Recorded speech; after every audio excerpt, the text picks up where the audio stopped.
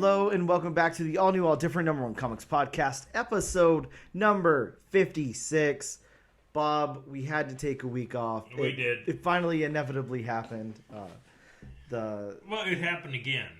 Yeah, again. It happened again. It's happening again. That's from something. Either way, we're back. Probably some sequel. It's happening again. Well, it is happening again. We are the all-new, all-different number one comics podcast. I'm Dan. That's Bob. Say hello again, Bob. Hello again, Bob.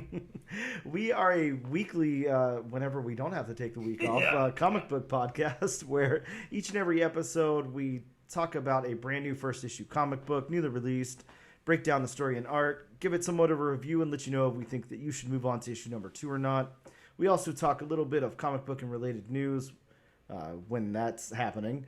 And we talk about what's new at comic book shops this and next week. And this week we're going to be taking a very deep dive into Dynamite Comics' brand new number 1. Thundercats. That is right, Thundercats. More of Bob's childhood here in comic book form.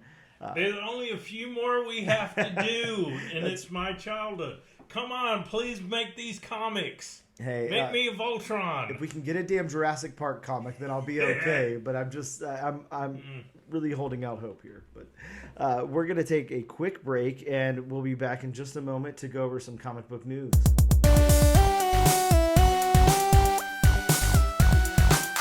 And we are back with episode number 56 of the all-new, all-different number one comics podcast. Bob, it's time for news, and I don't know if it's just because we took an extra week off, if there's some news or, maybe just stuff is going on, but look, you're going to notice a trend here in some of these topics, so I'll wait a moment and let you call it out yourself. But the first little bit of news that I have, as we all know, a couple of years ago, Penguin Random House got into the comic book game by taking away that huge share from Diamond. It's beginning to distribute Marvel Comics as well as IDW now and a few other publishers as well. But Diamond's not the only powerhouse in the game anymore. We have Lunar, we have Penguin, there's other distributors out there. And Penguin had, and I don't know if I can say Penguin specifically or if I'm talking Dynamite, I don't know, you'll see whenever I get into the story here, but they had a big mishap this week because the biggest book of the week, which I'm sure you can guess what that is, Penguin lost 12,000 copies of Ultimate Black Panther number 1. Now, the catch of that is those are to Diamond accounts. So it wasn't to the direct store accounts, like the store that we buy from gets their Marvel books from Penguin directly. They don't get it through Diamond. Even though they're still getting books through Diamond, they get their Marvel directly from Penguin. And a lot of shops are like that. But there's still shops out there that are getting their Marvel books through Diamond. And the ones that, experience that either didn't get books or they got heavily allocated. So, you can just imagine what, trouble this stirred up for those local shops because, Bob, I don't know about you. I mean, I went to the shop this morning, first thing, waited in line and all of that. Look, our local shop had stacks of Ultimate Black Panther number 1 that were gone 1 minute after the door opened. Completely gone. Before I left, Ben happened to come back with Pacer, and he was talking to Jonathan. Ben being the shop owner, Pacer being the shop dog for all of you not in the know. Sorry. Right, I should have said that without being vague. I'm sorry. You're okay. But he was talking to Jonathan, and Jonathan said all the incentives were gone by the time I was there. And you think I got there probably about 1:30, so the shop had only been open for 2.5 hours. Yep. If that tells you anything, but I know everybody was. I know there was a lot of people looking forward to. This title. A lot. And I have a friend, who lives in New York, and he reported that this morning Midtown, 1 per at Midtown, and by the time he got there, everything was gone. So, wow. And Midtown, being a huge, Right, they ordered a lot. Midtown's a Right. big comic book Oh shop. yeah, so they would definitely pack their numbers out. Yeah, absolutely. And this is a, to be said, this is a comic that, again, much like Ultimate Spider-Man, that came out a couple weeks ago, the second print was already ordered before the first printing was out. Right. So there's definitely, a second printing coming. This was sold out at the distributor level and all of that. So really, really cool. And speaking about Ultimate Black Panther, the hottest book on the planet this week, I think, sad. I don't know if I can say sadly. It depends on what you're into, I guess. But comic book speculation is back on the market for 2024 right now. Like I said, we've got the Ultimate Spider-Man one, even the previews, causing like a huge uptick in sales, secondary market, and all of that, along with this. So, this is such a huge book, and it's already selling. Right now, day of release, copies are selling for upwards of like $30 on eBay. So. If you happen to go to like an Instagram live sale, a whatnot sale, or anything like that, that's all anybody's asking for. Oh yeah. Everybody's looking for a copy of this book. So yeah, Marvel's back on the map with the Ultimate Universe. pretty cool. I don't know. I mean, I don't have any problems with it. Look, that first Ultimate book, the Ultimate Spider-Man book, was really, really good. So hopefully this one is really good too. I've heard some cool things about it. Checked out a few preview pages. And I've got a few copies here in the stack next to me. So I can imagine. Yeah. So as always, excited about that. Next up in news, Bob, I don't know if you remember this comic. It was a small press book. Probably not. It's from 2008 from Red 5 Comics, if you remember that Boy, you're publisher. going. That's a deep cut. Yeah, it definitely is. Unless you're like very, very into comics, you probably don't know who Red 5 is. Afterburn is a comic book released in 2008. Bob, it's been optioned, and it's everybody's attached. Like it's not going to be in development hell or anything. This is a group of treasure hunters who seek out valuables after a catastrophic solar flare. Dave Batista and Samuel L. Jackson are going to star in this movie, directed by J.J. Perry. I knew that Dave Batista was going to be in a movie with Samuel L. Jackson coming up.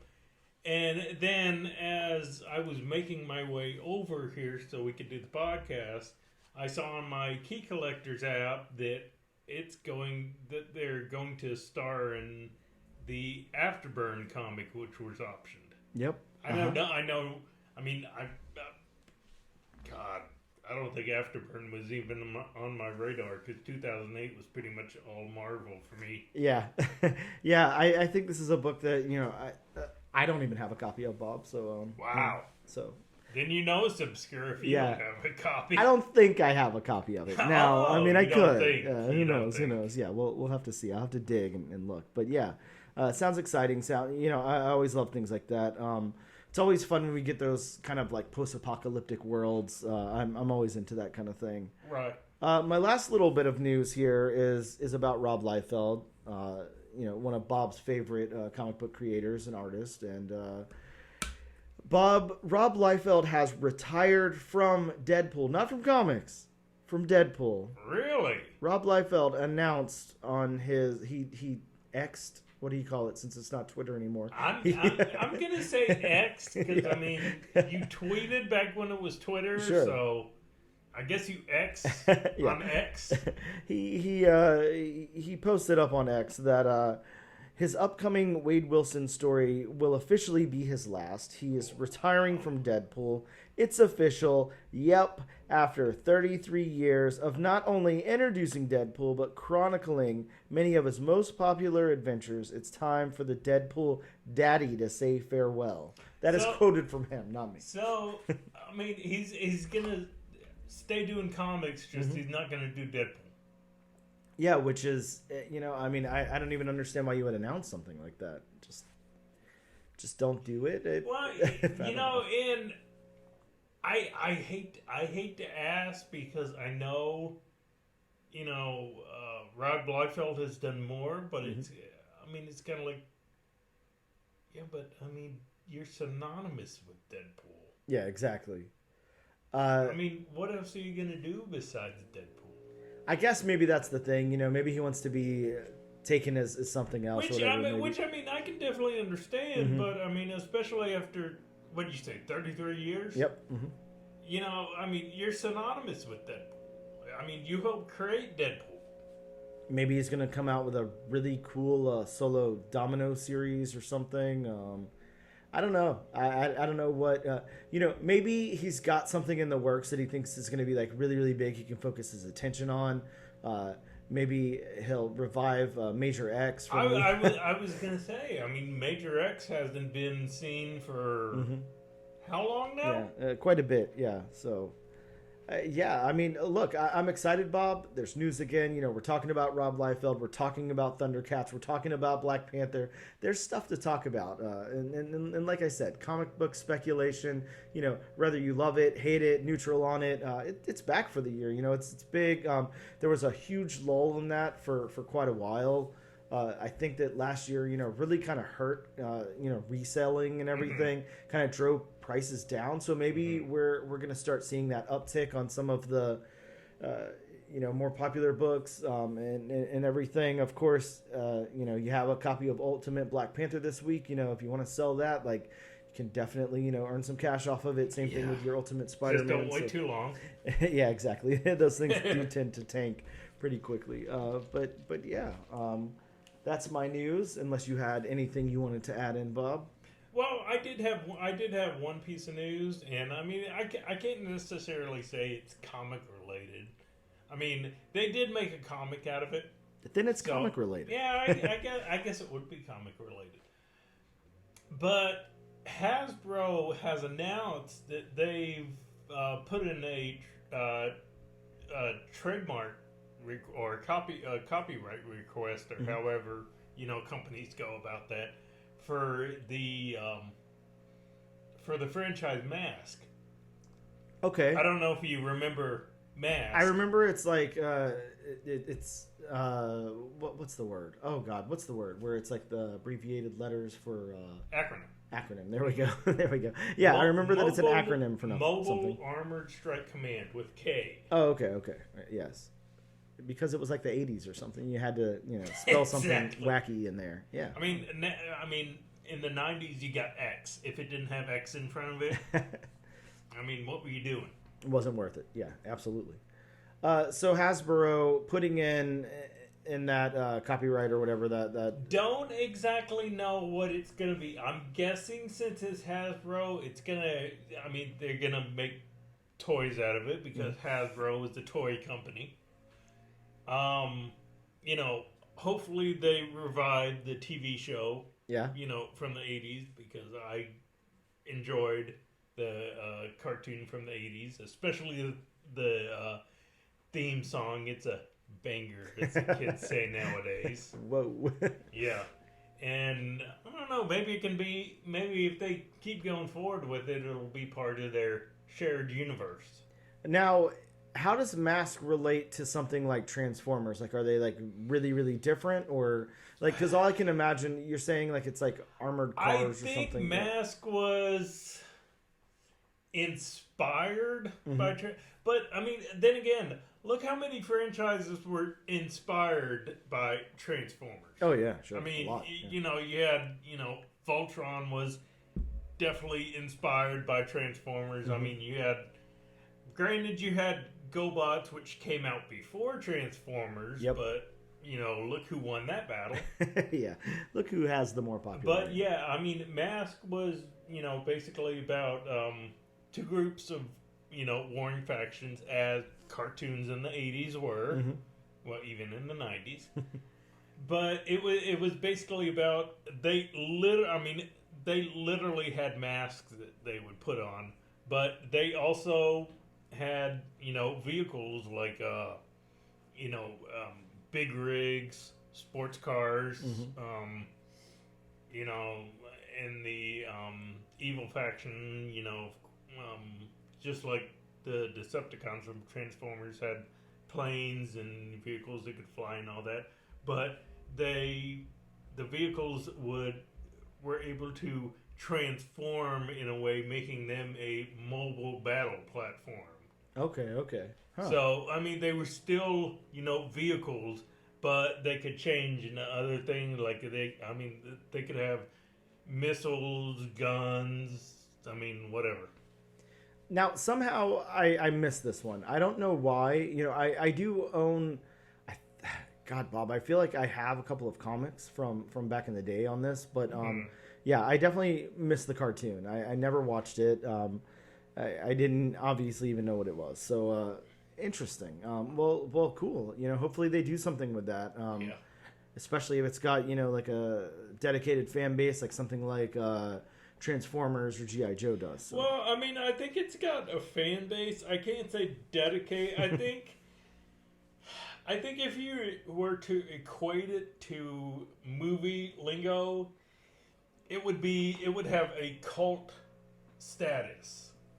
Okay. I know there were people who watched it, and you can still find the toys and the action figures in like secondhand toy stores and of course online or whatnot, but it definitely wasn't as popular as Transformers or G.I. Joe. Plus, I don't think the cartoon ran for that especially long. But then again, cartoons back then, a season could be like 55 episodes. I was gonna say sometimes you get. I was watching some video on YouTube the other night talking about 80s and 90s cartoons that only had one season and on one of them, one season was 63 episodes. Yep. So I'm like, that's a pretty full run there, Well, yeah, but back then, a lot of animation studios, they would, crank out episodes weekly. Yes. And you wouldn't get, lulls like you do nowadays. Like you wouldn't get like 3 months without, and then it would come back. Yeah, no part twos of a season like we had previously discussed. Very awesome. That's the news we have. We're going to take a quick break and we'll return with some new comics that dropped this week.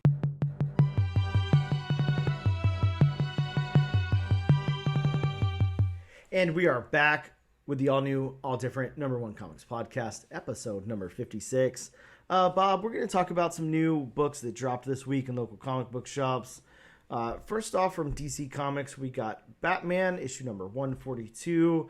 That's right, we have Joker, year 1, the story arc beginning here. There was a lot of covers for this book, like a lot. Our local shop, always puts every cover of Detective and every cover of Batman in my pool. And then, I sit there and pick through which one I'm going to take. But I want to say there was like 8 copies of this book in my pool. Crap. Yeah, I only ended up with 1, so don't worry. But for all you Joker fans out there, I guess here's year 1. So have fun with that. Yeah, because I know you're looking forward to seeing the first year of the Joker. Yeah, exactly. I can't wait. Also from DC Comics, we got another one of these fun one-shots that they do, an anthology of sorts. DC's How to Lose a Guy Gardner in 10 Days. Exactly. A play on the fun movie How to Lose a Guy in 10 Days. And this one's got about 1 million different, writers and artists. Regular cover here by Amanda Connor. I don't know. Check that out if you're into that. Did you pick it up? I did not. Okay. I think the $10 price tag kind of scared me off of that one. Yeah, so I opted not to. Also from DC, though, we've got Poison Ivy issue 19. This has been a really good series so far, and this is the beginning of the origin of Poison Ivy. Of course, told here by, one of the greatest writers in the game right now, G. Willow Wilson. So what you're saying is we didn't see the origin of Batman and Robin. Probably not the same origin we're going to get here in comic book form. I'm just guessing. So that's not how Bane became Bane. Well, I don't think so, but I guess, buy a copy. That's the only way you're going to find out, Bob.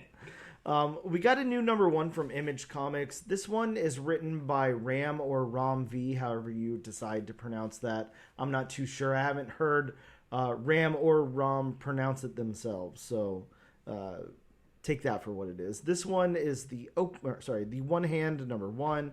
It's about a detective that's about to retire with an inevitable record. Sorry, my bad. Inevitable. Yeah, I was like, well, I was like also thinking to myself, that doesn't really make any sense. An inevitable record of what? An enviable record. Until brutal murder occurs, bearing all the hallmarks of the one-hand killer, which should be impossible since he already put him away once. Not once, but twice in the years before. Wow, I can't read today. So I have faith in this. Ram or Ramvi, really, really good writer. Well, see, I mean, with the judicial system, I mean, it's easy to, go to jail for a couple of years, get out, commit some crimes, go to jail for a couple of years, get out. Right? I always wonder about that. And of course, we're not a true crime podcast yet, but we're going on the tangent, kids. Exactly. I understand it's up to the jury, the judges, blah, blah, blah. There's a lot of different factors that go into it. But sometimes you've got somebody who, kills somebody. It's their first time killing somebody, whatever, circumstances happen, whatever, and they ended up killing somebody. And then they get the death penalty. And then over here, 2 days later, you hear about somebody who's killed somebody before, gets 12 years in jail, gets out. It's so confusing. I never understand how they come up with these things. There's no consistent punishment for doing crimes in the United States. So that's what we got Daredevil for. I wish that's what we had Daredevil for. Oh, God. Yeah. Next up, we're going to move over to Marvel Comics, a little part of the Marvel universe that Bob really loves. And Bob, do you call this the 616? That's the real question. I mean, I think if you think about it, if you think about it, technically it would be the 616. Right? But I mean, as far as Star Wars, they've never designated anything. I mean, yeah, they don't have a numbered universe. But no, as far as Star Wars has gone so far, it all takes place in the same universe. And the galaxy far, far away. But right. Either way, Star Wars Mace Windu 1. Did I say the name correctly? Yes. Did I pass the test? Okay, you good. Did. This one's got the first appearance of a pirate that I'm not going to be able to say the name of, but if you'd like to chime in, Bob, please feel free. Azita Cruz. Oh, okay. Oh, wow. Yeah. So, hey, Mace Windu, cool cover. Got a first appearance of a pirate there. Why not pick it up? Also for Marvel Comics, we have the book that I mentioned before, Ultimate Black Panther #1, the biggest book in the entire galaxy, far, far away right now. Hopefully you're not one of the ones who did not get it. Yeah, I feel bad, but there was even a point where I'm in there with the Wednesday crew, the opening Wednesday Warriors, if you will, and yeah, a few of them. You don't have any more copies of Black Panther #1, Ultimate Black Panther 1, and sadly, all it would take is a phone call or an email. Yep. Well, a lot of people don't do that though, Bob. They just want to walk in and grab it. Now you can go to the Gotham City Limits website.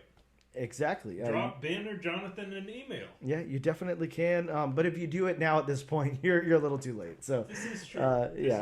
Maybe do it ahead of time.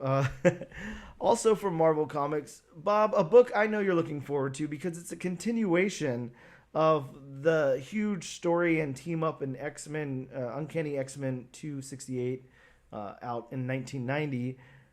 Wolverine Madripoor Knights 1. This is a Chris Claremont story, Bob. So it's written by Chris Claremont. Very nice. And we're teaming up Cap, Wolverine, and Black Widow there on the cover, just like we were on that iconic cover of 260. The one that's been homage.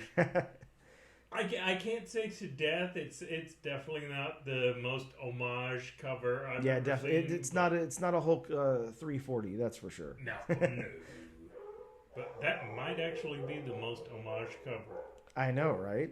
I feel like, everybody's got a cover of that. It doesn't matter what genre you're in. It could be a fantasy book and it's got a Hulk 340 homage. It doesn't matter what imprint it is. Yep.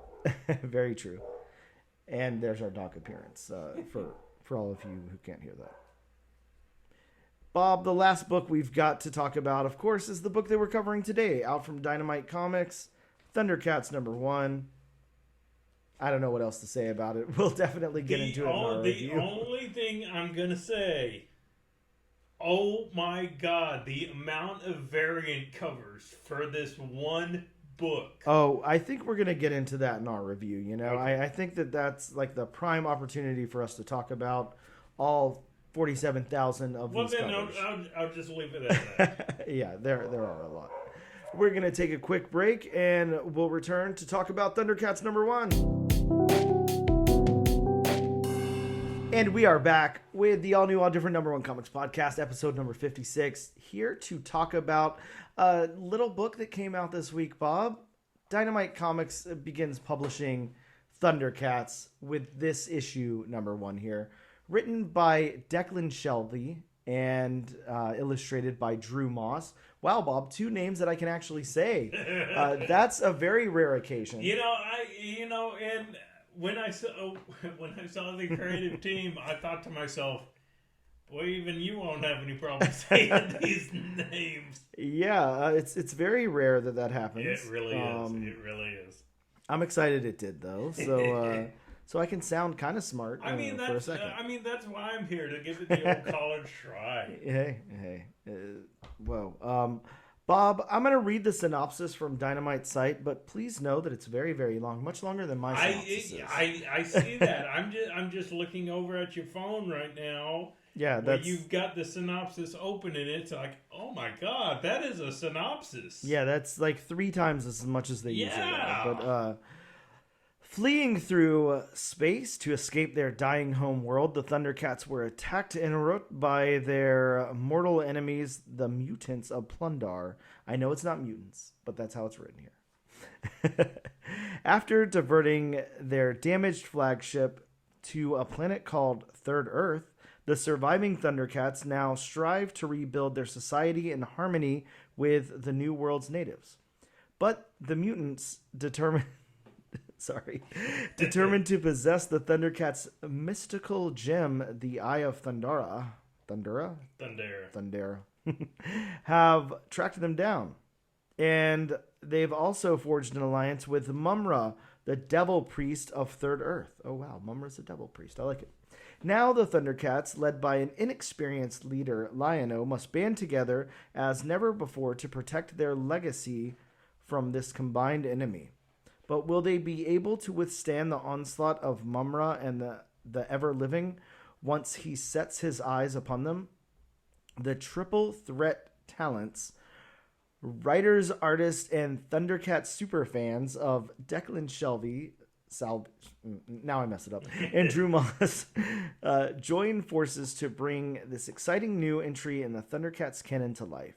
This premiere issue features 24 story pages, as well as a host of the finest cover artists of the galaxy has ever seen, including Declan Shalvey, David Nakayama, Lucio Perella, Jay Lee, Jun Cheng, and a whole bunch more. So, Bob, yeah, we're going to get into those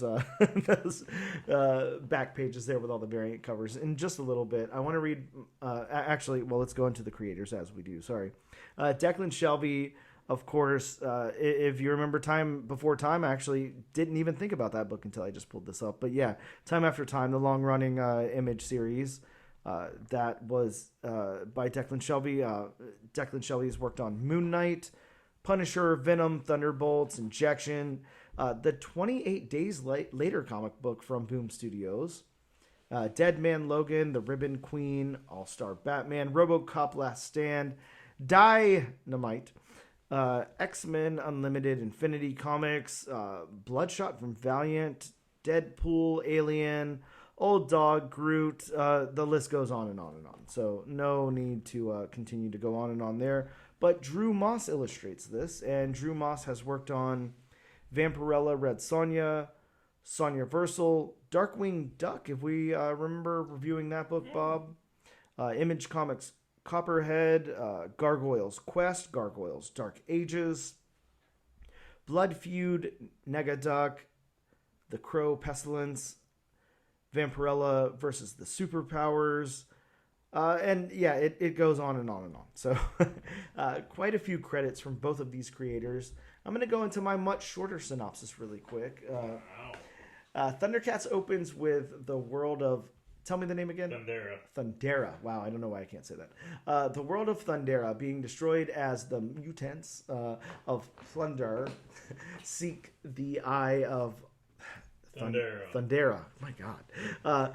One spaceship survives, leaving the planet, but their leader dies on board. And then we meet Lion-O, the new lord of the Thundercats, and his crew. I'm not going to go into each one of their names, Bob. Just know there's a crew. I could so. Yeah. Panthero helps train Lion-O, and we further meet the Thundercats crew. Lion-O struggles with his new leadership when a mutant ship approaches. We next meet Slythe. General Slythe. Okay, good. Slythe.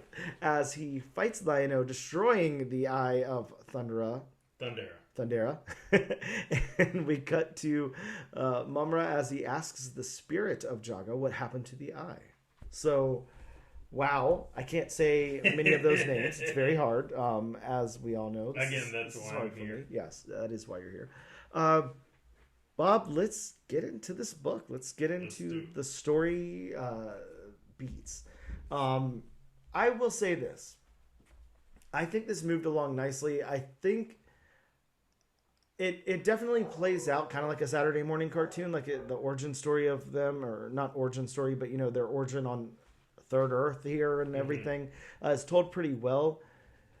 I get why the middle of the book was kind of just like, not much was happening or anything. Like, we kind of have to get introduced to the characters, and we have to understand that Lion-O's new in this position and everything. The whole hunting for food and the whole training sequence. Yeah, I get why all that's there. I do think it could have been condensed a little bit more. You think it kind of slowed it down? Yeah, it definitely did, because before that the pace was really good, and after that the pace is really good. It's just that middle there's a little too slow. Yeah, it didn't really stop it, but I do agree it kind of slowed it down, because it was moving at a good pace, and then it just it just kind of slowed down speed like by 1.5 times. It didn't stop it. It just slowed it down a little bit, but then it got back up during the battle. Yeah, and it did almost exactly like what I imagine, like an 80s, 90s cartoon doing. Like, you kind of like cram everything in the front end, like really quick. No need for like a lot of exposition or anything. Just here's the world, here's what happened, whatever. Don't think about it too much. And then it slows down a little bit and lets it breathe, and then you like get introduced to characters and conflicts and everything. And I get that. It just reads a little bit different on paper than it would like in a cartoon. I will say now that you put it that way, it did seem like a episode of the 80s cartoon series. Yeah, definitely. But not a dig on it. No. I just think that, that was worth pointing out. I will say this. I think the story beats, although slow in the middle, like they definitely work.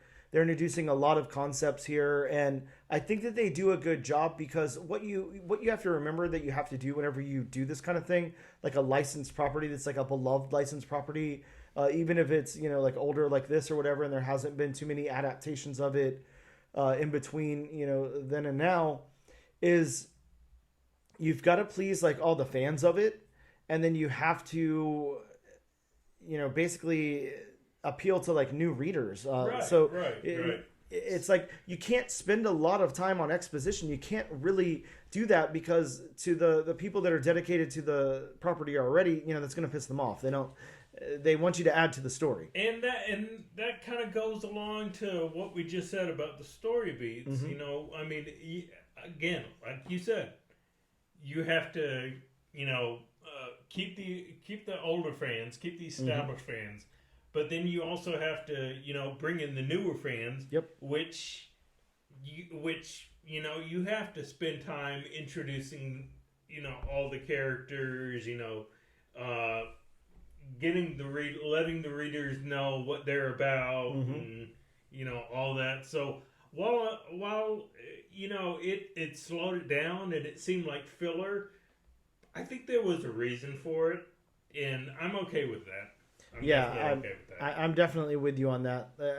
Definitely just something I wanted to point out, but yeah, it works. It works very well. How about the dialogue then, Bob? I think that you're gonna, probably remember these characters' voices a little bit better than me. I don't remember anything about Thundercats. I remember loving it and having all the toys, but I mean, God, I couldn't tell you a single thing that happens on the show. But I would say this, from somebody who's not expecting anything, because I can't walk back that, yes, that's the voice of Lion-O or anything like that, because I don't really know. I would say in this comic exclusively, like everybody's got like a unique voice. Like it's understood who they are. Their dialogue is good. I love the, I can almost hear that stereotypical villain voice whenever we get the villains and stuff. Like it all works very well. And Lion-O, like, why he seems conflicted, and obviously he's having to come into that leadership role as basically a young cub, even though he's not or whatever. I think that, like, conflict is there, like, in his voice and everything. I like that. And I like that, even though they go out of their way to point that out in the story, I don't think there was any other way for us to notice or to realize something like that in one issue. I think it would take a lot more, and they got to do some world building here. So I think it's fine that they pointed that out through dialogue or exposition. But I liked all the voices. I liked the dialogue. What did you think of them? Yeah, I really enjoyed the dialogue. Now, so when it comes to dialogue, just the fact that I've watched these cartoons and all that. I mean, the voices, the voice actors who gave these characters life. Whenever I'm reading anything like this, I hear those voices in my head. Oh yeah. So, but I mean, yeah, like you pointed out. I mean, you have Lion-O who, of course he's thrust in leadership, and he thinks he's ready. Yep. Even though there's that undertone of, I don't know if I'm ready.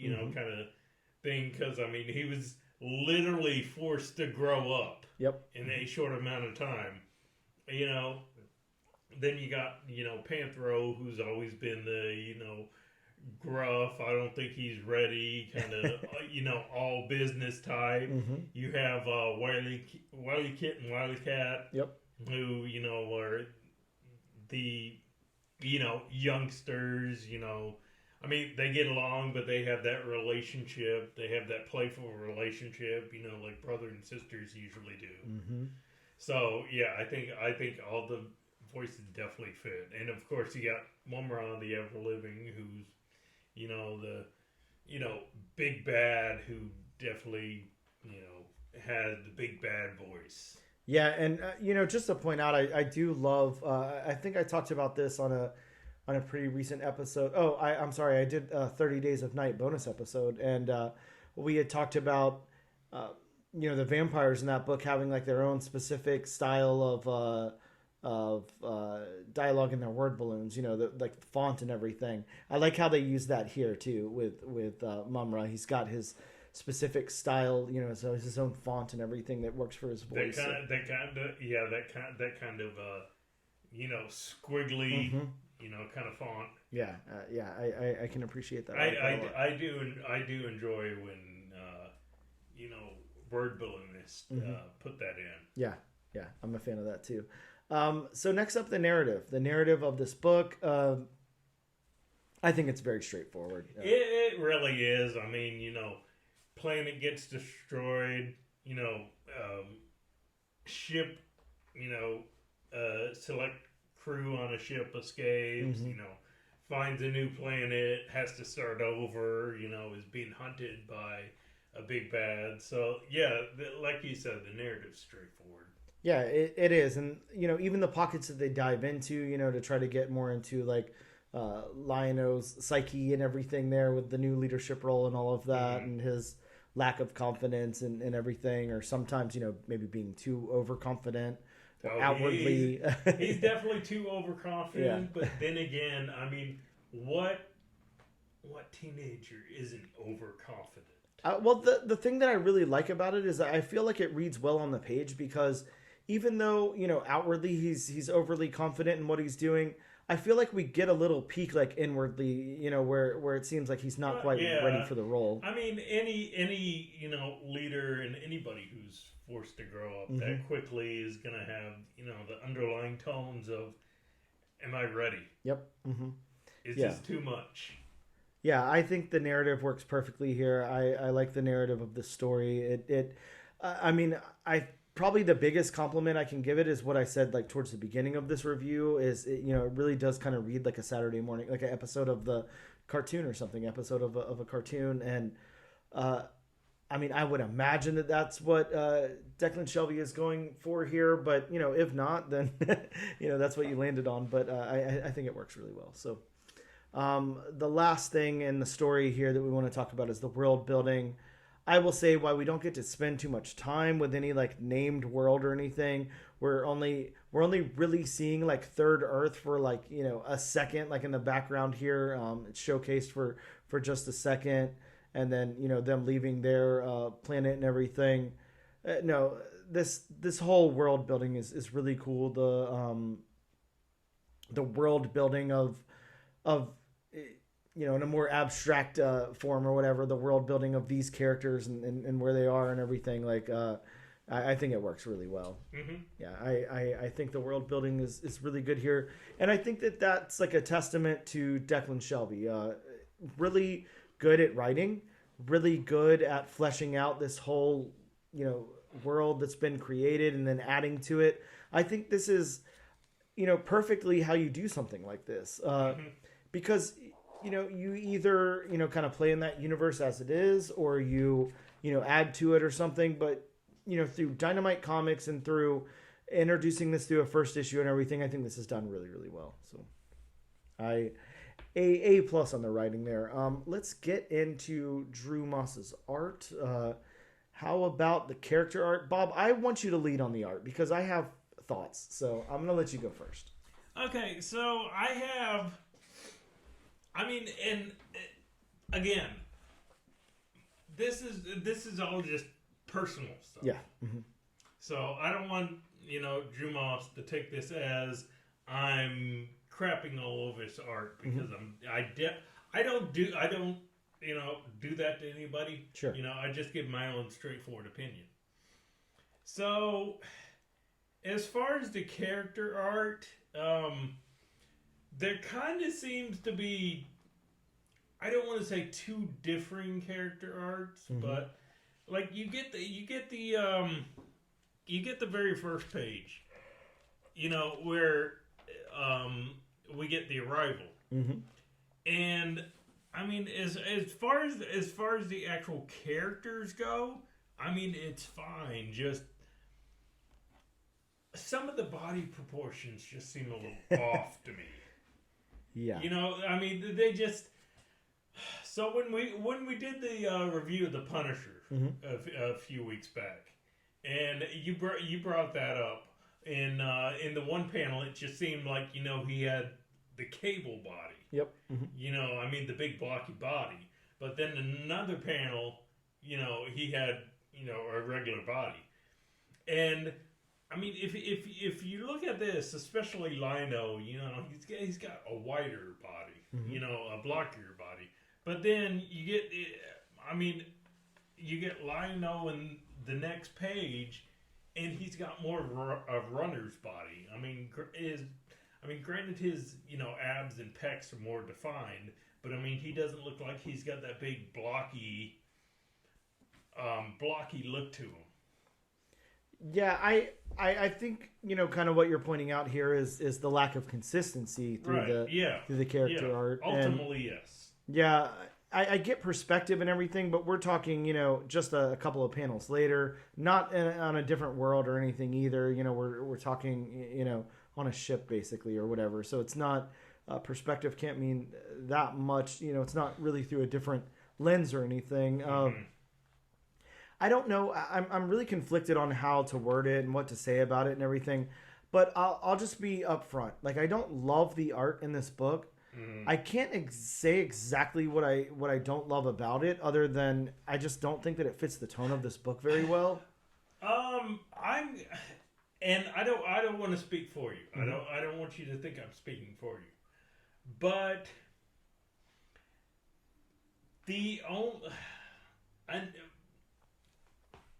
it may be too anime-ish. I mean, granted, that's not a word, but I'm just making up my own word. But it may be too anime-ish. You know what I mean?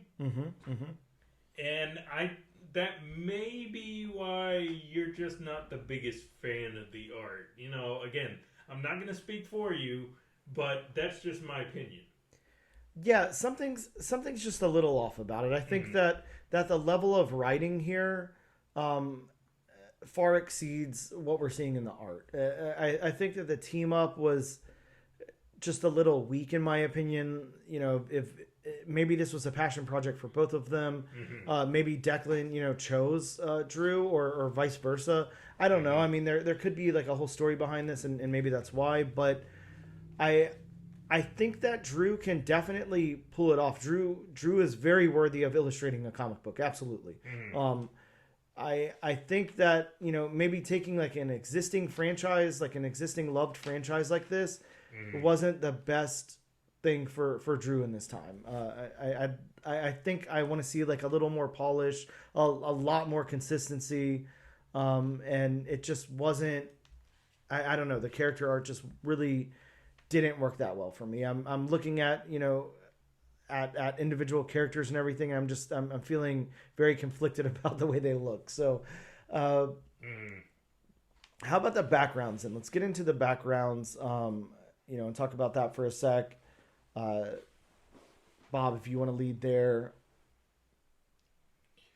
I mean, the background in some panels were really good, but it just seemed like a lot of the panels are just just kind of like that monotone color background. Which, I mean, I'm fine with focusing on characters, but I don't know. I'd kind of like to see a little more detail, like a little I mean, if you're gonna show like in this one panel, I mean, of course we're supposed to know it's, I guess sunset by the colors of the clouds in the background. But you get this close up of Panthro. I mean, it's just that one single color. I mean, you can't make out any cloud lines or anything like that. So, and I just think there's a little too much of that for my liking, where the panels are just one color. Yeah, we do have a lot of close up on characters without anything really going on in the background and everything in a lot of panels. I would say, while there's not like a whole lot of background to really focus on throughout most of the book, some of the action shots are really cool. We're looking at the one where the eye is being broken there, and like, you've got the action lines throughout the panel. Reverse on the other page, there's like a, basically like an explosion or something happening. And there's a lot going on there. Now, the first few panels of the book, before we were really introduced to the characters, those look very detailed. They look great. I thought that's kind of what we were in store for the whole book, and I was really excited about the art. And then, turning the page, it kind of, I mean, I hate to say it, but it was a little bit of a letdown. But that happens. So how about the locations, Bob? Again, we're kind of in space for a small portion of this. We're on a ship for a little bit of it. Then we're on Third Earth there for a long while. How did you feel about these locations? I mean, the locations, like you said, I mean, you don't get a whole greatly amount of locations. You get them leaving Thundera. Yep. You get them going to Third Earth. You get the inside of what's left of the ship where Lino's training. You get the on Third Earth where Tigra is hunting that creature, which the creature is never named. So, And then, of course, you get Mumra's lair. Yeah, I think the locations work fine here. I don't have any complaints about them, and I feel like they're all unique enough where I can tell where I am and what's going on in the story. It's just, again, I feel bad. Just nothing stands out that much to me artistically in this book. With the exception of the first page, that really does. And you've got it open to a splash now that looks pretty good, too. Yeah, now I do like Mumra's lair, his pyramid. Yeah, that does look nice. That is pretty cool. The pool with the vines going down it. I mean, that is cool. And then you see the outer with the pyramid, and then the obelisks around the pyramid. I think here's my thought, and I can't say problem because this might really be for somebody. I don't know, but my thought is Drew Moss, a good illustrator. There's nothing I could say about Drew Moss's overall work, outside of this book where I could complain about it or say, that Drew Moss is not a good illustrator. I think that this could have used some artistic choices, like something like Cobra Commander. I would have liked to see something like that in here. Either that or really, really strip it down and make it, I hate to say this, but really, kind of invoke that 80s, late 80s, early 90s cartoon feel. Either do that or make some really big stylistic choices. And I feel like neither one of those were done. So I feel like this is just, Drew Moss's regular style interjected in this book, and it doesn't quite fit the tone. And that's kind of where I'll leave it. It's not a dig on Drew Moss at all. I do think that Drew Moss is a good illustrator and can illustrate a book. So essentially, it's one of those things I was talking about. What was it, a few episodes ago, where the artist has to match the storyteller. Absolutely, yeah, absolutely. Do you think this is an example? Drew Moss is, really good artist. Absolutely. But do you think he was the best artist for this particular story that's being told? Yeah, I'm gonna go with no. I'm gonna go with no. Sadly. And that I think that's because that's a testament to Declan Shalvey's writing on this. I think that Declan has really given us a Thundercat story that's interesting and compelling here, and I just don't feel like the art quite matches. So yeah, I would have liked to see somebody else on this with a different artistic choices. The last thing we'll talk about is the colors. The colors are by a studio. I think it's Arcana Studios or whatever. Okay. But let's talk about the colors. I will say, I think the colors work fine. I like the palette. Everything's good. It's a little muted sometimes, which is fine. Again, does anything about the colors stand out? If they had, just one colorist? No. No, I think that, in my previous statement where I think that either going really, really stylistic or kind of going back to the, bright and bold, cartoons, I would have rather have seen something like that. Yeah. I don't see anything wrong with the colors here. There's definitely not anything wrong with them. But again, nothing really stands out to me. Nothing says, oh my God, these were the perfect color, a Jordy Belair. Yeah, exactly. Yeah. Jordy Belair would have crushed this. Sorry, but yeah. And I get it. It's an image. It's a Dynamite book. It's definitely not an image book.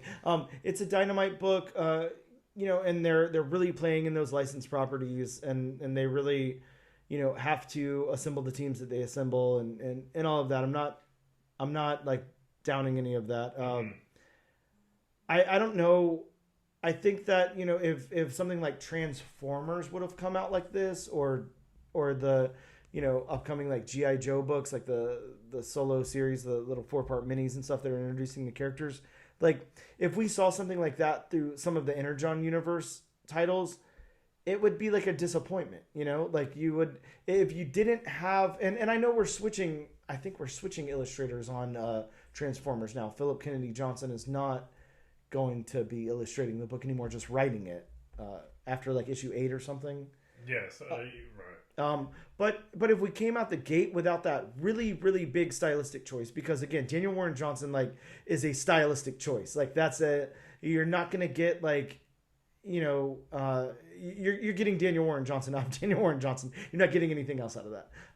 So that was like a huge stylistic choice to put him on Transformers, and I feel like one of the big reasons that book works. And hopefully whoever they choose to illustrate after that, hopefully we'll all be like so invested in the story or whatever that it won't matter that it's a different artist. But there was a huge swing there. And then same thing, take like Duke, Cobra Commander, like there's choices being made.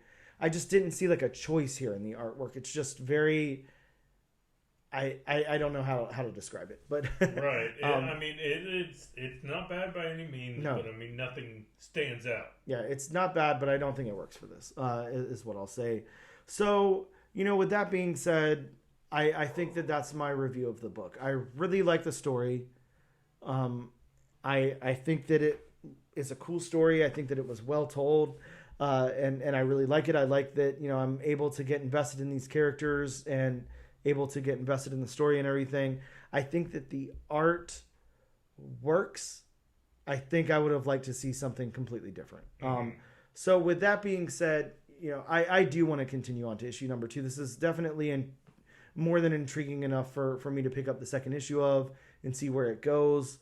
And I'm hoping that, maybe like Drew Moss kind of comes into his own here and make some choices that I really like in the second or third issue or whatever. But yeah, I definitely plan on continuing and seeing where it goes. How about you? You don't even need to ask me. They had me at Thundercats. Bob, I don't know. I mean, so, did you ever watch Thundercats roar? Anyway, but yeah, I definitely recommend people go on to issue number 2. Yeah, if nothing else, I mean it's well written, and you have somebody who doesn't remember shit about the cartoon, and then somebody who does, and we both liked it. So I think there's definitely something in here for everybody. Mm-hmm. Definitely go check this book out. It's really done very well, and we both liked it a lot. So with that being said, we're gonna take a quick break, and we'll return in just a moment.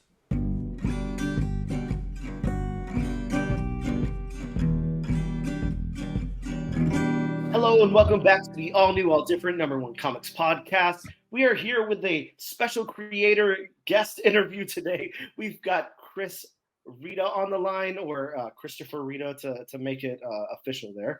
Chris, hey, welcome in. How are you? Really good to meet you. Great to talk to you. Good.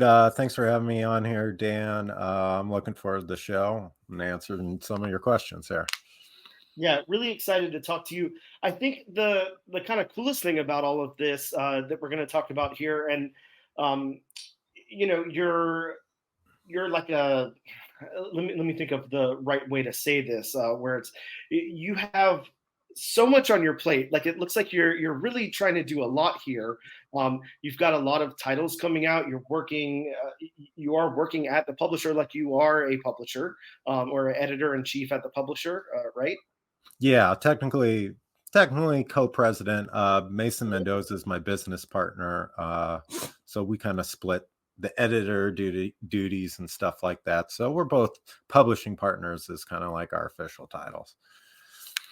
Yeah, so really cool. So something that's like, kind of coming, right hot off the presses right now. We're going to see a lot more of your stuff coming up and all of that. But I've noticed that now you're submitting to, Diamond and previews and all of that. So you're definitely getting the word out there with your comics and setting up at conventions and everything.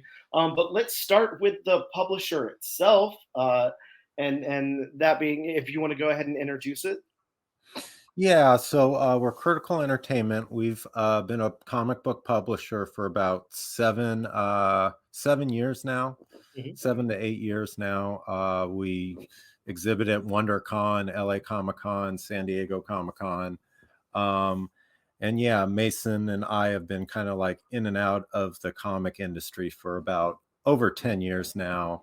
And we've been writing for about 10 years. And then I have some more experience with working at production companies and film companies and stuff like that. So we do original comic books, kind of create our own. We all have our own IPs, and any new stories that come in, we make sure the creators keep their IPs so they can shop them around as well. Yeah, which is always, a really cool approach, something that obviously those creators, really enjoy that benefit. It's something that, we hear a lot from people going to the big two and stuff like that. Yeah, you land that dream gig and everything, and then what's the first thing they tell you? I want to get the hell out of here and like create my own stuff and own it. That's what everybody wants. So cool that you guys are doing that over there. You've got a book that's currently in previews, and it's look, the release date March 17th, or sorry, March 27th, and that is The First Americans. This is a book that I think you already have, like you've got it collected in trade, or you have single issues, but now it's going to be published and released through previews through Diamond, so distributed into local comic book shops and everything for everybody to buy. I want to hear about this book, because when I read the synopsis, that's on your website and on League of Comic Geeks and all of that, and the stuff that's in previews, like it sounds so intriguing, sounds so cool. Look at some of the preview art, and it's amazing. You have a really, really good artist on this. Please talk about this. Where did this come from? Yeah, so this kind of book I collaborated with Tad Galusha. He's probably one of my more prolific artists, and he's done stuff at Omni Press and IDW, and he lives up in Alaska, and he kind of brought up kind of the idea of doing a story based on Paleo Indians and kind of that culture. So I kind of dove into some research into kind of the Paleo Indians culture, and kind of their lives. And as I started doing research, kind of a story kind of came to me, and I kind of just imagined what it would be like 14,000 years ago. And a lot of the research I came up with kind of just laid out the story for me. Like, this is the first time where people started domesticating wolves, right? So our main character, he befriends a wolf. And that's actually kind of one of the things that people use to travel into North America across the Bering Strait, is domesticating wolves. And now they have a companion that can warn them when other animals are coming. And yeah, basically there's all these archaeological sites that have these Clovis spear points that basically kind of dated when people were traveling through North America. And the big one is in Sierra Madre. They found a mammoth skeleton with these Clovis points, and they were carbon dated to about 14,000 years ago. And that's when people started piecing together that, yeah, there were people here this long ago. And yeah, I just want to tell a nice adventure, man versus wild survival story. And this is like, I don't know, I love this. I love this story. It's really cool. It's something that we don't get to see like enough of. Things like this in comics. Like there's stuff out there. I don't think it gets like pushed enough or whatever. I'm thinking back to like even something like Age of Reptiles or something. Such a fun book. That's just such an adventure and everything. Just really, really fun to read. And I think that there's just not enough of that out in the zeitgeist of comic books. So I'm really happy that you're contributing this. So how about Tad then? How'd you hook up with Tad? And again, Tad being a phenomenal illustrator, works really, really well on this. And I've only seen like preview pages, so I haven't, looked at the whole thing or anything yet. But just from what I've seen, amazing stuff there. So, you mentioned Age of Reptiles. That's a book I've read, and that has some inspiration too. There's another book that'll come out later this year called Space Dragon, and there's no dialogue in that as well. Mm-hmm. So, that was a book that kind of showed me, okay, here's a book with no dialogue that works. And when you're in film school, one of the things they teach you is to try to show a story and not tell it. So they'll make you do like a project without dialogue. So that's kind of where this story kind of comes into play. There's no dialogue. And Tad Galusha, he's done a book called Cretaceous. It's a lot like Age of Reptiles. It's a dinosaur book, no dialogue. And I found him at Emerald City Comic Con when I was first starting out, and I identified his talent.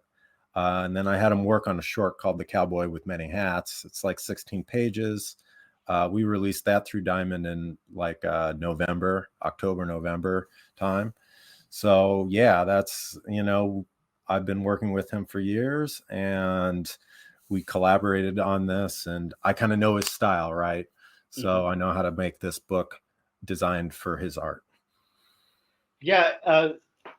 Speaking of, now tell me the name of that book one more time, because I've actually read it, the Cowboy with Many Hats, the Cowboy with, right? Okay. Yeah. I've actually had the pleasure of thumbing through that. I don't remember exactly when it was, but I remember it well. Visually, such an amazing book, a really, really cool story too. It was one of those ones, like you said, very short, 16 pages. You get to the end and you're like, I want more of this. Where can I get some more of this? Is there any plans to do anything else with that? Like, were you treating that as like an ash can of sorts or anything? Or, I mean, it was originally just going to be a one shot. I get a lot of people who say, hey, I kind of want more of it. I'm trying to work on a screenplay for it first. Amazing. And I want to see how I do the screenplay, and if I want to try to make a comic based off the screenplay, or just kind of maybe do, go off this short and just do a second short that doesn't have to really do with the screenplay. It's kind of one of those things. I like the one shot so much, I kind of don't want to mess with it, Sure. But if it's popular enough and people want more of it, and if people want more of my work with Tad, then, that's something we've discussed. Tad and I have discussed a little bit. So a little open-ended on that. Yeah. Which, hey, I mean, I can't blame you for that. There's, I can imagine trying to adapt that into like a screenplay or write like a screenplay version of that. It's got to be a task, but very, very cool. I'd love to see something like that.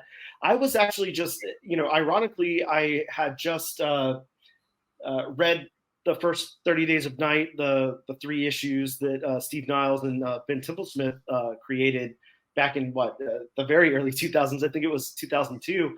And I was reading a little bit of backstory about that while, after I read it. Of course, Steve originally, wanted to pitch it as a movie. And when that didn't happen, he contacted Ben, and then they made it into a 3-page comic. And then, of course, it was adapted as a movie. IDW picked it up, and then it was, I guess, easier to shop around to studios and everything. So, yeah, it's really interesting how those two, kind of go together.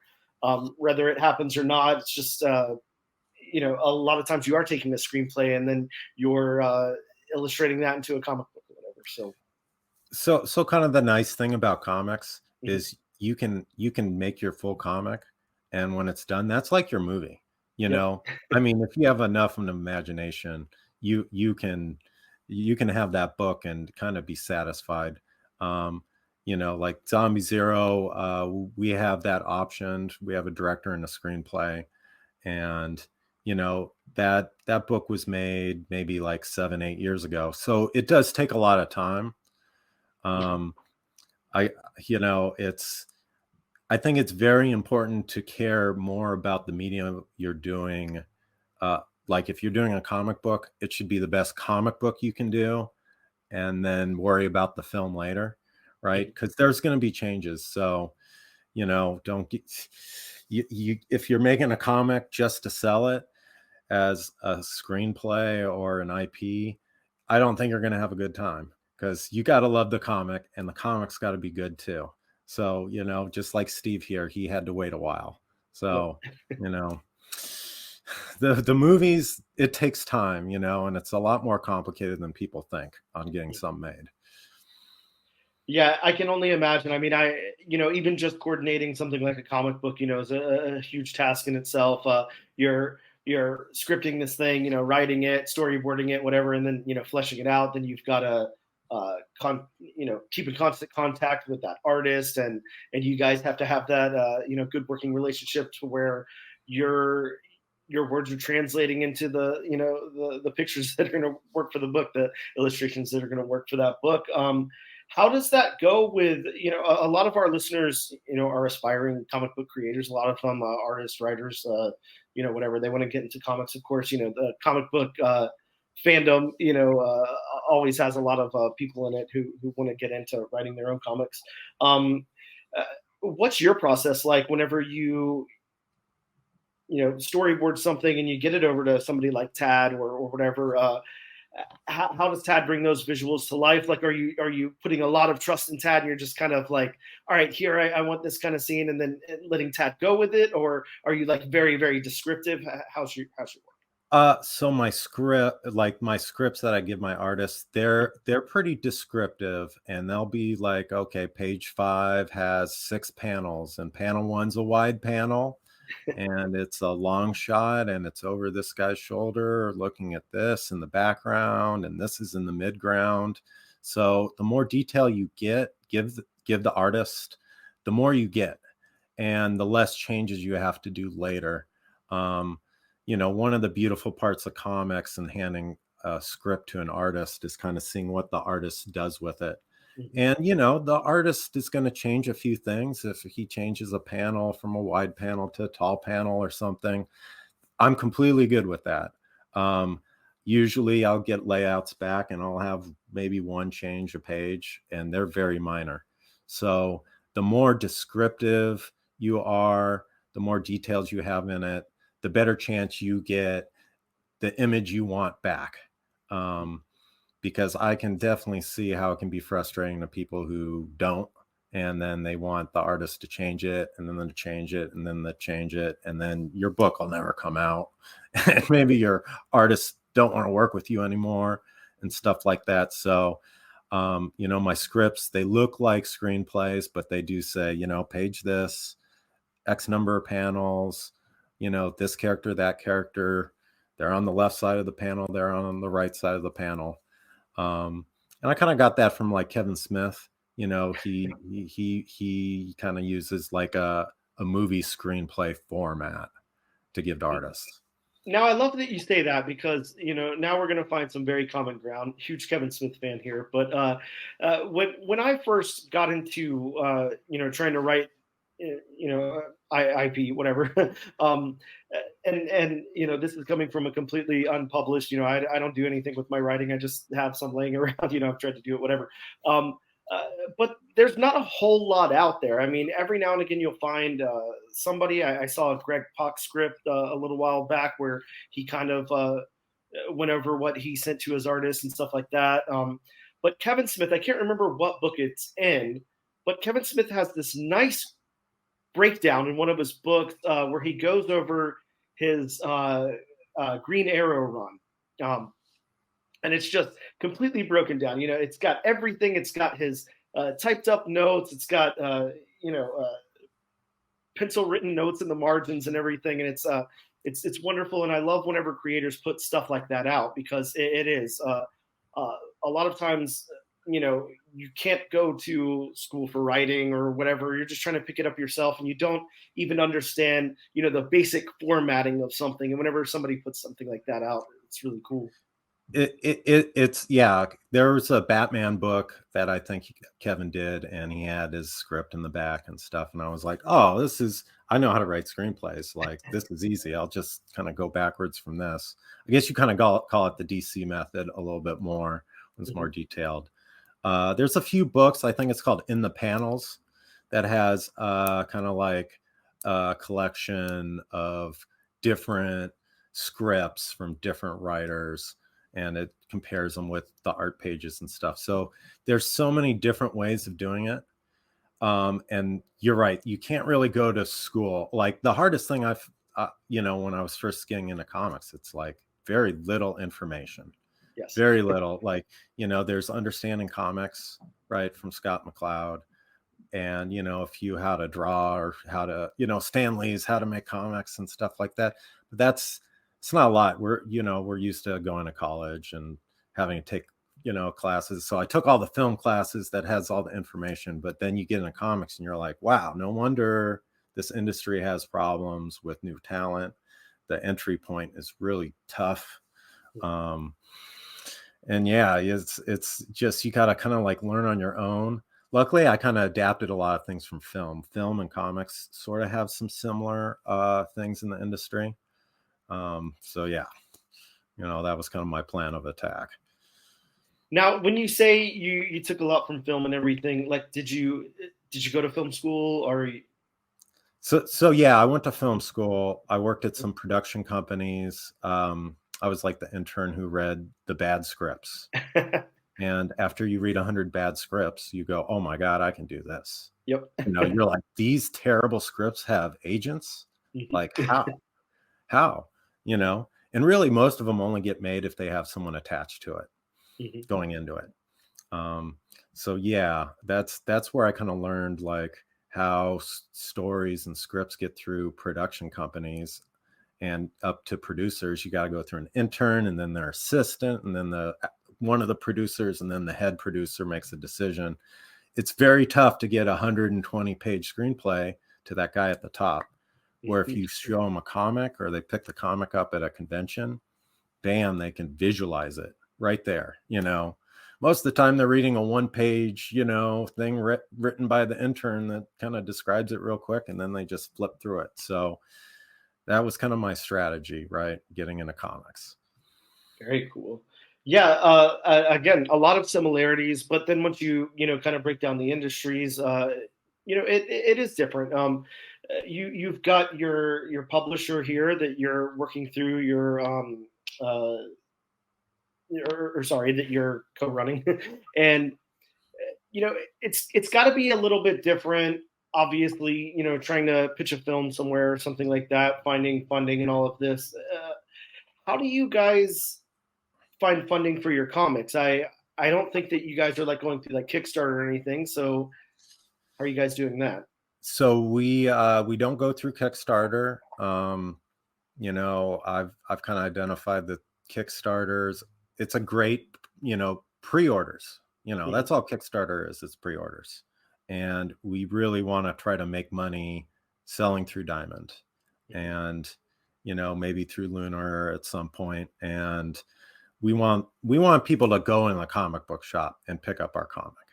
I don't want people to Kickstarter it, pay $5 more than they should for the comic and have to wait and be unsure and stuff like that. So we avoided kind of the Kickstarters. And because you're doing your marketing for Kickstarter, so you're doing the marketing a lot before the comic comes out, and when the comic's out, then you're focused on some other Kickstarter. So really, you got to market after the comic comes out, right? So we basically sell through Diamond, we sell through our website, we sell through these Comic-Cons, and we keep our overhead as low as possible.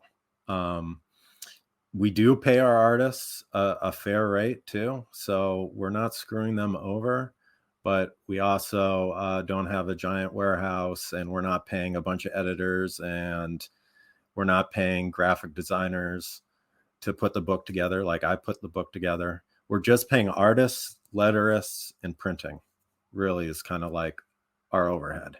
So that's how we kind of are able to afford it. Very cool. Now, are you guys strictly in-house? Do you accept submissions from potential projects or writers or anything? I mean, right now we're in-house. We have a third writer coming on soon, and we'll get kind of used to working with him and having another IP and another creator.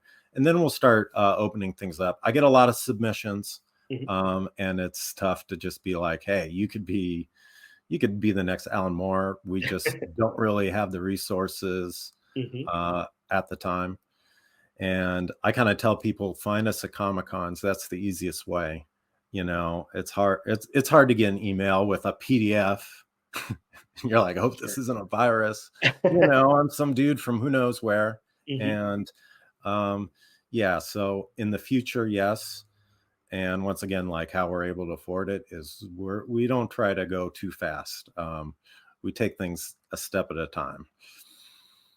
Well, I'm really excited about the First Americans, and like I said, that's dropping in local comic book shops on the end of March. I think March 27th. I still don't have that information from. Okay, sorry. Yes, March 27th for the first issue, and looks like is this a 3-part? Is this a 2-part? This is technically an 8 comic book series, 8 issues. Oh, it might go a little bit longer. It's just kind of what I have to tell Diamond. And so that's kind of like the goal. The first 2 are already done, and we've sold a bunch at comic conventions and stuff like that. But now that it's coming out through Diamond, we kind of stopped that. And we're going to let it release through comic book stores first. So the first 2 are done. Tad's illustrating issues 3 and 4 right now. Those will be out later this year. Amazing. So look, we've got that coming out March 27th. That's the First Americans #1 by Critical Entertainment, of course, written by Chris Reda here. And make sure that you guys get to your local comic book shops. Make sure that you ask them for that on your pool before FOC. FOC is usually 1 month before the date, so right there at the end of February. So we're hitting a great sweet spot right now. Now is the best time that you can possibly hit up your local shop and let them know that you want this on your pool, because that's how you make this thing happen. You know, if shops don't know anything about the book and they don't have people asking for it, they may order a copy or 2, and then you go in to get yours and they're completely sold out, and then you're screwed. So that's how this thing works. Make sure you guys let your local comic book shop owners know that you want this on your pool, and let them know that you want like 3 or 4 copies, because this thing's going to blow up. This looks great. I'm really excited about it. Things look pretty good for it. We're getting a lot of press on it, and I've gotten a lot of interest. Issue 2 is coming out June 12th. So I have an official date for the 2nd issue.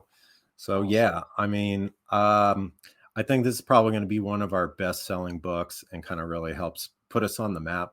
You know, once again, kind of one step at a time.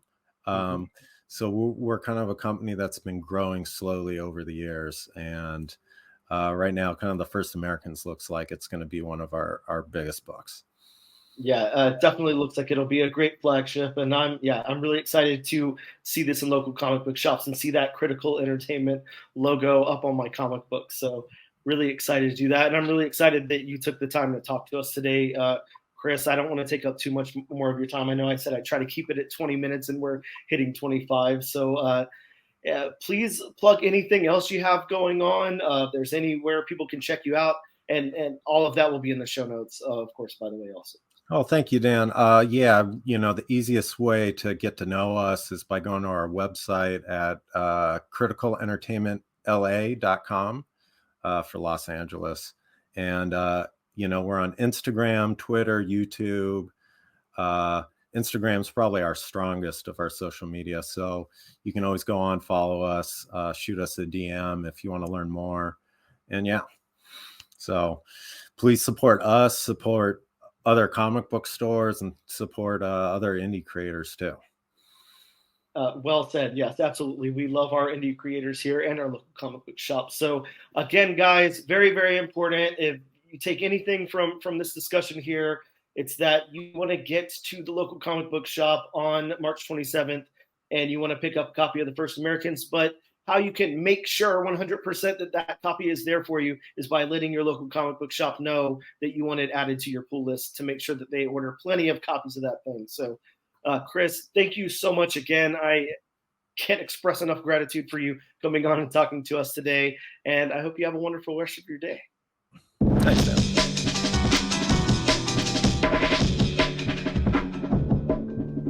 And we are back with episode number 56 of the all new, all different #1 Comics podcast. Thank you for listening to that very, very congested interview of Chris Reda. Bob, I didn't realize how sick I sounded in that one. It was pretty bad. I can't. I mean, you got through it, so that's all that matters. Yeah, definitely. I did get through it. That is all that matters. Bob, we're going to talk about some books that are dropping in local comic book shops next week, which happens to be Valentine's Day. So what better gift to get your loved one than a brand new comic book from the local comic book shop? Though, depending on what kind of comic book you get, that may send a good message. It may send a bad message. Well, that's very true. But do know that, I mean, there's some cool stuff coming out. So you never know. Bob, hit him with what's coming out next week. But first, it's disclaimer time with Bob. Like always, these are just a handful of the books that are hopefully, fingers crossed, that 12,000 don't go missing. Mm-hmm. Yeah, well, you never know. But yeah, hopefully these are coming out next week. But I mean, as you know, comic book distributors, have problems for any kind of reason. Plus, with all the weather that's been going on around the country. I mean, any excuse you can get to not deliver the comic books. It's Valentine's Day. I had to buy my girlfriend candy. Whatever. Oh, could you imagine the UPS driver showing up a few hours late? Oh yeah. I had to buy my girlfriend some flowers at the last moment. Sorry. Yeah, not going to turn out too well, but you never know. So, starting off the list from DC, we get Red Hood, The Hill, #1. Yes, Red Hood, The Hill. I actually thought this was coming out this week, but this one does have Bob's favorite possible first appearance of villains, Demetrius Corley Jr. and... Saluku. Okay, thank you for that, Bob. Yeah, Saluku, everyone's favorite DC villain. Yes, not a Star Wars character, though. It definitely could be. And not to be confused with Sulu from Star Wars. Or Star Trek. Uh-oh. Oh, my God. I'm sorry, everybody. You did it. I'm sorry. Done it now. Yeah, I know. I triggered. Going to Marvel, we have one that you're probably looking forward to. Oh, very much so. Scarlet Witch and Quicksilver, #1. And let me tell you one of the main reasons I'm looking forward to this, because not only is this going to be awesome, #2, it's written by Steve Orlando. So the very Steve Orlando who wrote the hit Scarlet Witch miniseries or series. Nice. This is a 4-part mini. And Steve talked about it whenever he came on the podcast and talked to me about some of his upcoming projects.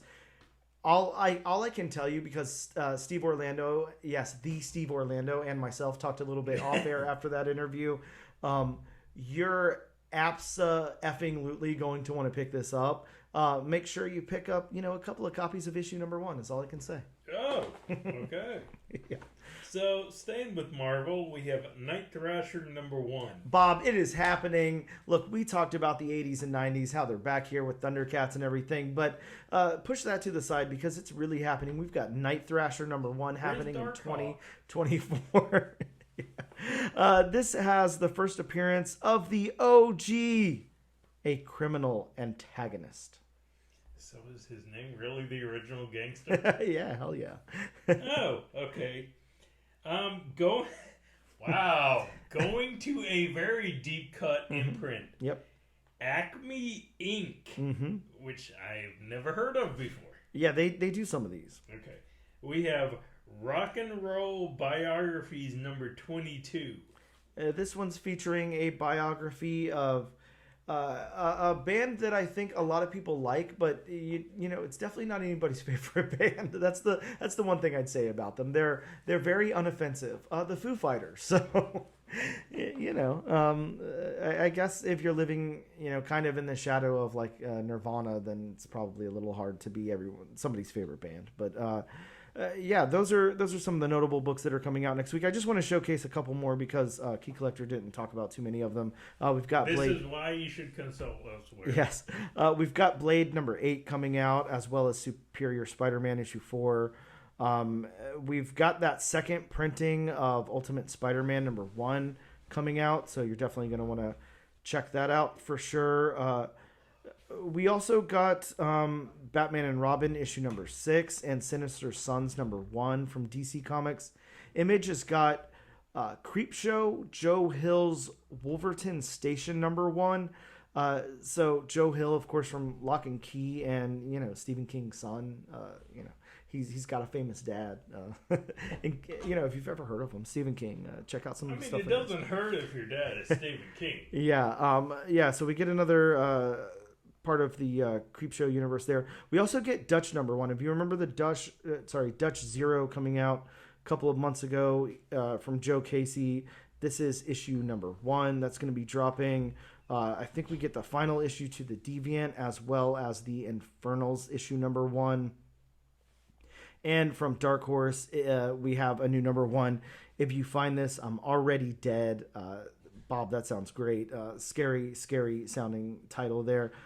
Blue Book has another chapter in their volumes here. This is Blue Book 1947, issue #1.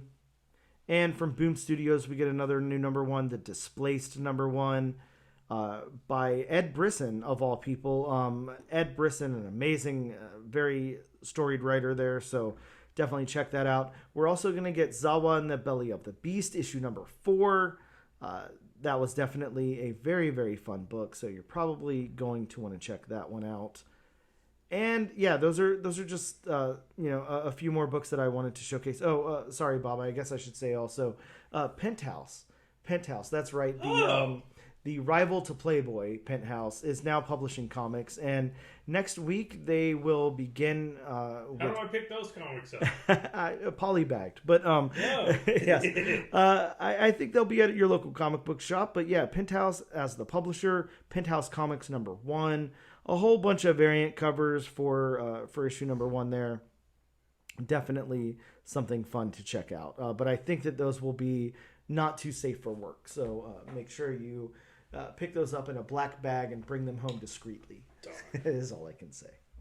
And now is the time in the show where we put our picks for books to cover next week on the wheel.